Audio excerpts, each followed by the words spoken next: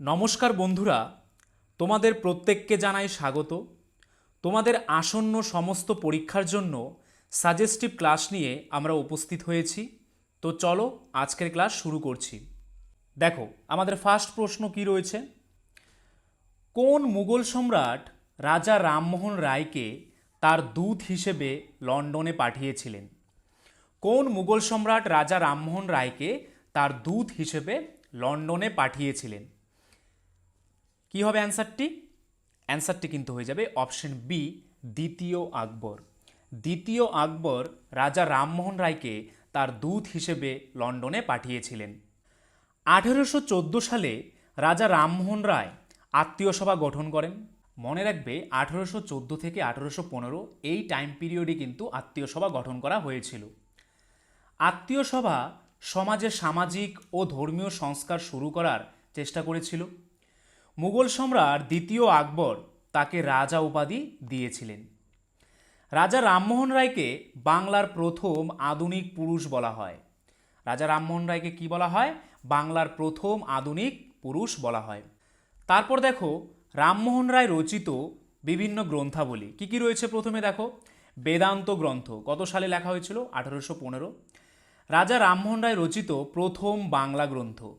তারপর কি রয়েছে? বেদান্ত সার, এটাও 1815। রামমোহন রায়ের দ্বিতীয় বাংলা গ্রন্থ। তারপর কি রয়েছে? তলবকার উপনিষদ, জুন 1816 সালের জুন মাসে লেখা হয়েছিল।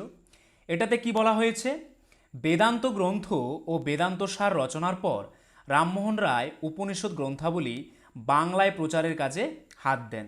এইবার দ্বিতীয় বাহাদুর শাহ সম্বন্ধে একটু জেনে নেব। কি রয়েছে দেখো, ভারতে শেষ মুঘল সম্রাট ও শাসক ছিলেন বাহাদুর শাহ দ্বিতীয়, যিনি 1837 থেকে 1857 সাল পর্যন্ত তার শাসনামলে বাহাদুর শাহ জাফর নামেও পরিচিত ছিলেন। 1775 সালের 24শে অক্টোবর তিনি ভারতের দিল্লিতে জন্মগ্রহণ করেন এবং 7 তারিখে নভেম্বর 1862-তে রেঙ্গুনে তিনি কি করেন? মারা যান। নিচের কোনটি একটি তরল অধাতু?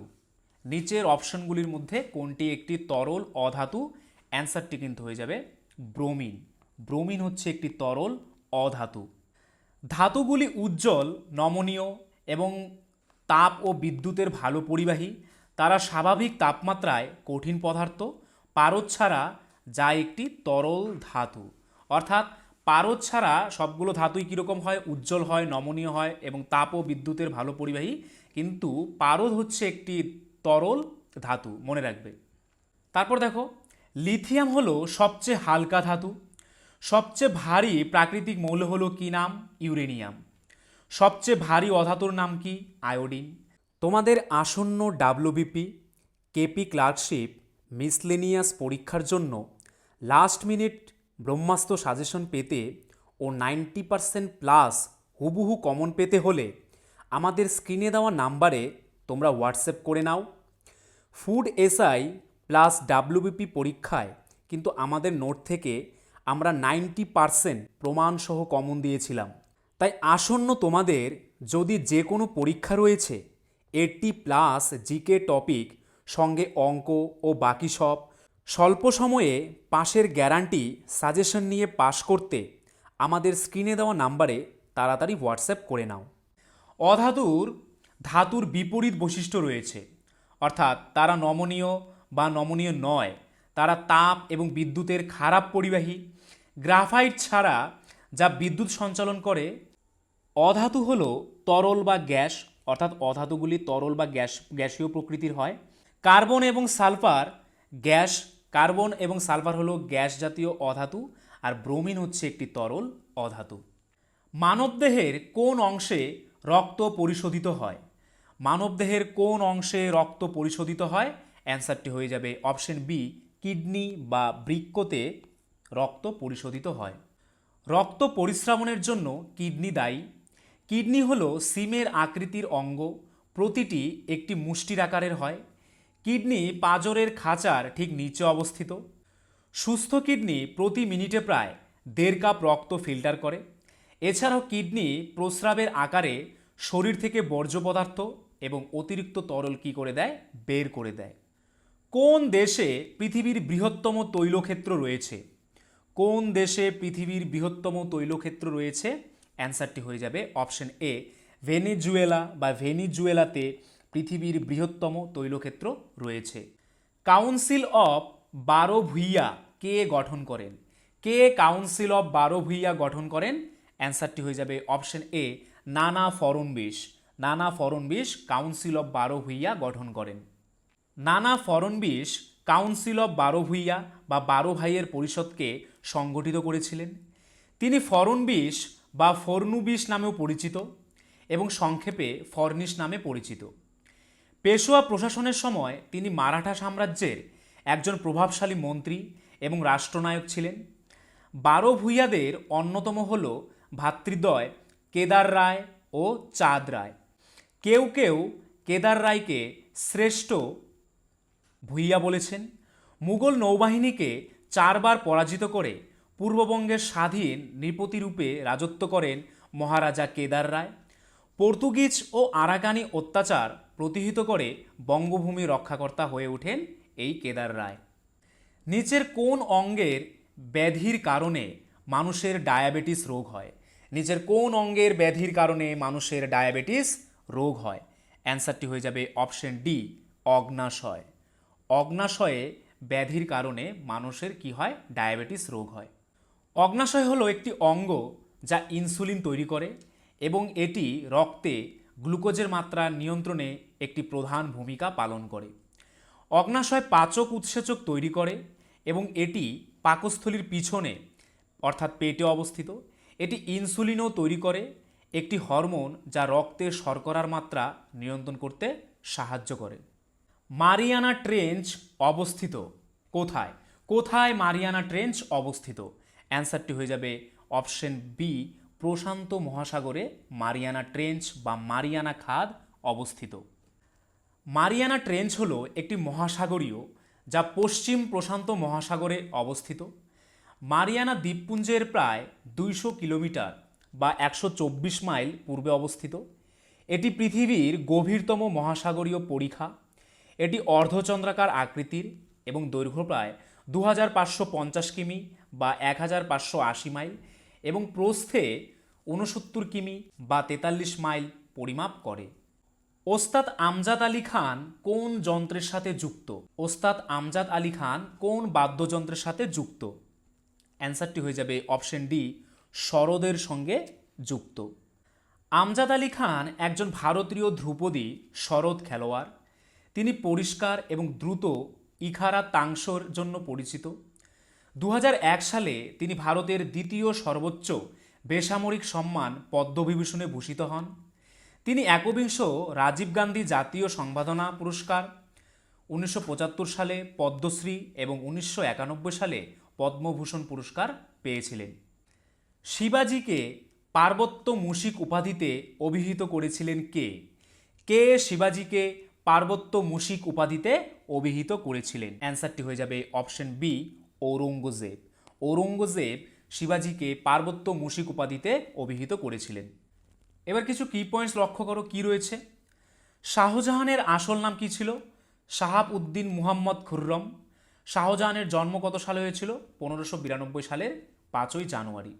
সম্রাট শাহজাহানের স্ত্রী মমতাজ মহল, তার প্রকৃত নাম আরজুমান্দ বানু বেগম। তিনি 1631 সালের 17 জুন মারা যান। তার সমাধিকে কেন্দ্র করেই তাজমহল নির্মাণ করেন সম্রাট শাহজাহান। সম্রাট আওরঙ্গজেবের রাজত্ব বা ঔরঙ্গজেবের রাজত্ব 31 জুলাই 1658 থেকে 3 মার্চ 1707 পর্যন্ত। জন্ম কোথায়? মুহিয়ালদিন মুহাম্মদ 3 নভেম্বর 1618-তে দাহোদ, গুজরাট সুবাহ ও মুঘল সাম্রাজ্য। মারা গেছে কবে? 3 মার্চ 1707 কিলাই আর্ক, আহমেদনগর, মুঘল সাম্রাজ্য।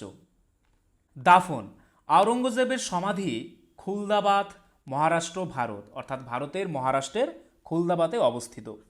তার স্ত্রীর নাম কি ছিল? দিলুরাস বানু বেগম। রাষ্ট্রবিজ্ঞানে পাণ্ডিত্যের জন্য চাণক্যকে ভারতের মেকিয়াভেলি বলা হয়। কাকে ভারতের মেকিয়াভেলি বলা হয়? চাণক্যকে ভারতের মেকিয়াভেলি বলা হয়। জেনেটিক কোড কে আবিষ্কার করেন? কে জেনেটিক কোড আবিষ্কার করেন? অ্যান্সারটি হয়ে যাবে option B, Hargobind Khorana genetic code আবিষ্কার করেন। জেনেটিক কোডের আবিষ্কারক ডক্টর হরগোবিন্দ খুরানা, যিনি একজন ভারতের নিবাসী। তিনি কৃত্রিম জিন আবিষ্কার করেন, খুব ইম্পর্টেন্ট, কে কৃত্রিম জিন আবিষ্কার করেন? ডক্টর হরগোবিন্দ খুরানা। কার অনুমতিক্রমে ব্রিটিশরা সুরাটে তাদের প্রথম কারখানা স্থাপন করেছিল? কার অনুমতিক্রমে ব্রিটিশরা সুরাটে তাদের প্রথম কারখানা স্থাপন করেছিল? অ্যান্সারটি হয়ে যাবে অপশন বি, জাহাঙ্গীরের অনুমতিক্রমে। ইস্ট ইন্ডিয়া কোম্পানি ১৬০০ সালে ভারতে প্রতিষ্ঠিত হয়েছিল। ইস্ট ইন্ডিয়া কোম্পানি সুরাটে প্রথম কারখানাটি স্থাপন করে।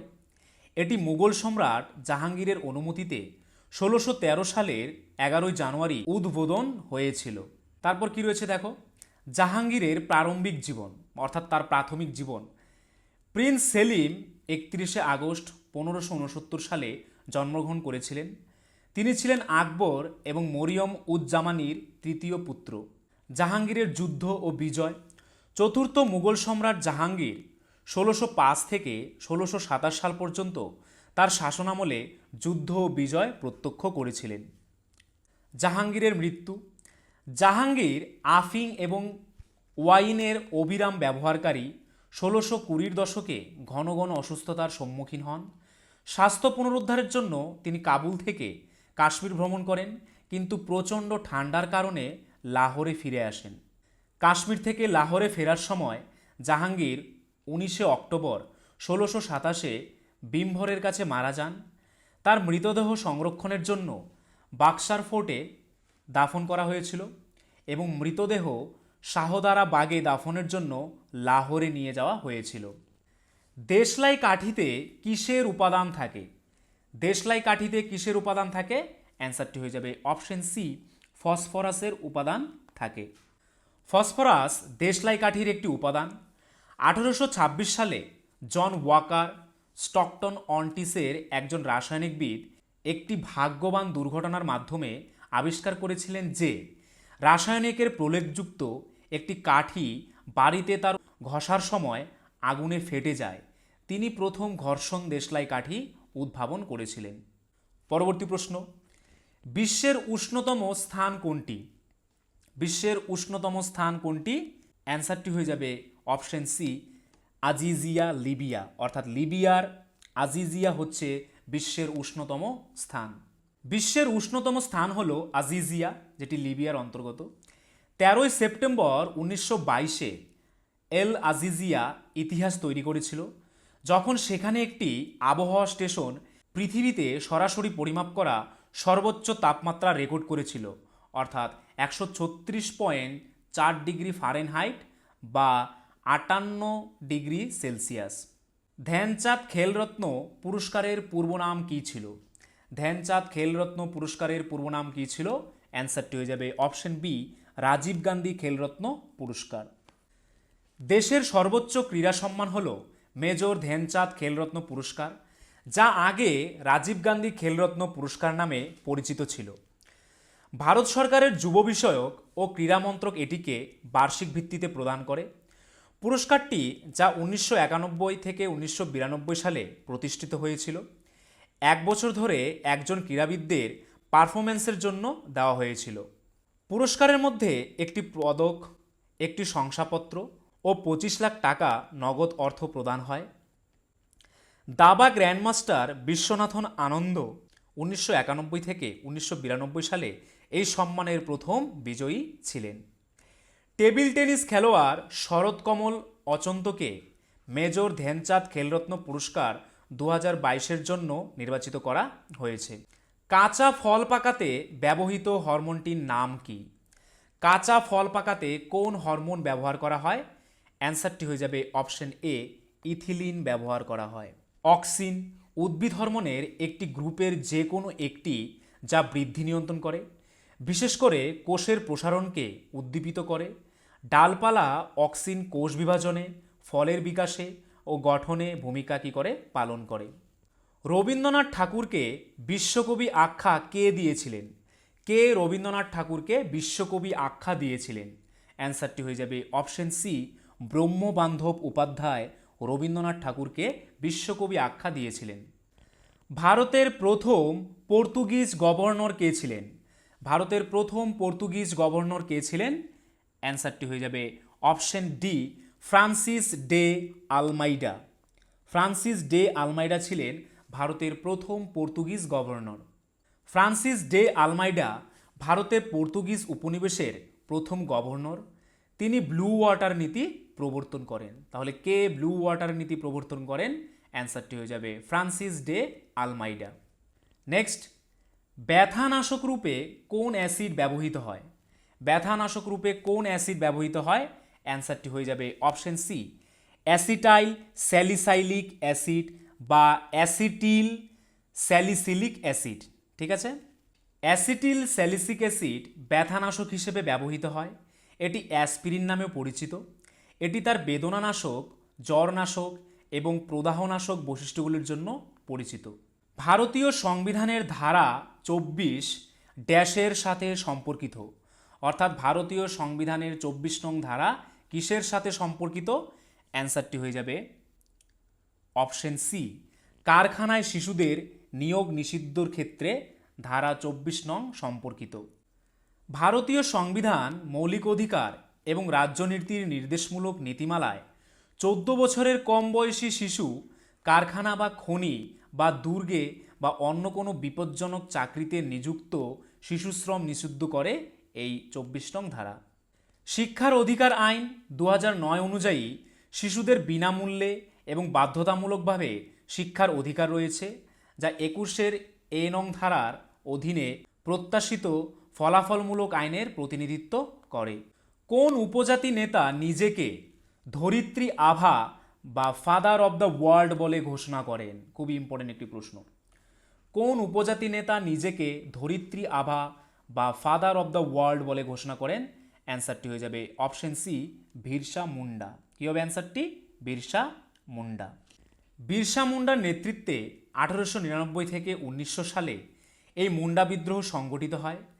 রাঁচির দক্ষিণাঞ্চলে সৃষ্ট এই বিদ্রোহকে মুন্ডারি ভাষায় বলা হয় উলগুনান, যার অর্থ বিপজ্জনক অবস্থা। বিরসা মুন্ডা আদিবাসী আন্দোলনকে সংগঠিত ও নেতৃত্ব দিয়েছিলেন। আদিবাসীদের উলগুনান বা বিদ্রোহের ডাক দিয়েছিলেন। তিনি মুন্ডাদের মদ খাওয়া ছেড়ে দিতে, তাদের গ্রাম পরিষ্কার করতে এবং জাদুবিদ্যায় বিশ্বাস করা বন্ধ করার আহ্বান জানান। তিনি নিজেকে পৃথিবীর পিতা বলে ডাকতেন ধরতি আভা বা ধরিত্রী আভা। অলিম্পিক থিয়েটার কোথায় অবস্থিত? অলিম্পিক থিয়েটার কোথায় অবস্থিত? অ্যান্সারটি হয়ে যাবে অপশন বি, লন্ডনে অবস্থিত। পরবর্তী প্রশ্ন, বায়ুমণ্ডলের কোন গ্যাস দহনের সহায়ক? বায়ুমণ্ডলের কোন গ্যাস দহনের সহায়ক? অ্যান্সারটি হয়ে যাবে option D, oxygen. Oxygen gas দহনের সহায়ক। নেক্সট, প্রথম সাফ অর্থাৎ SAF south Asian federation games কোথায় অনুষ্ঠিত হয়? অ্যান্সারটি হয়ে যাবে অপশন ডি, কাঠমান্ডুতে অনুষ্ঠিত হয়। প্রথম সাফ গেমস 1984 সালে নেপালের রাজধানী কাঠমান্ডুতে অনুষ্ঠিত হয়। এতে 5টি ইভেন্টের ওপর 60টি দেশ অংশগ্রহণ করে। লোকসভার কোনো সদস্য তার ইস্তফাপত্র জমা দেন কার কাছে? লোকসভার কোনো সদস্য তার ইস্তফাপত্র কার কাছে জমা দেন? অ্যান্সারটি হয়ে যাবে অপশন বি, স্পিকারকে, অর্থাৎ স্পিকারের কাছে জমা দেন। লোকসভার একজন সদস্য লোকসভার স্পিকারের কাছে তার পদত্যাগপত্র জমা দেন। একজন স্পিকার লোকসভার প্রিসাইডিং অফিসার। সাধারণত লোকসভা চলাকালীন স্পিকার পদে থাকেন, তবে এর আগে তিনি লোকসভার ডেপুটি স্পিকারের কাছে চিঠি লিখে পদত্যাগ করতে পারেন। কোন অরণ্যটি পৃথিবীর ফুসফুস নামে পরিচিত বা কোন অরণ্যকে পৃথিবীর ফুসফুস বলা হয়? অ্যান্সারটি হয়ে যাবে অপশন এ, অ্যামাজন বৃষ্টি অরণ্য। অ্যামাজন বৃষ্টি অরণ্যকে পৃথিবীর ফুসফুস বলা হয়। অ্যামাজন বৃষ্টি অরণ্য পৃথিবীর ফুসফুস হিসেবে পরিচিত কারণ এটি পৃথিবীতে 20% অক্সিজেন তৈরি করে। এটি দক্ষিণ আমেরিকাতে অবস্থিত এবং Brazil, Colombia, Peru, Bolivia, Venezuela ইত্যাদি দেশগুলিকে অন্তর্ভুক্ত করে।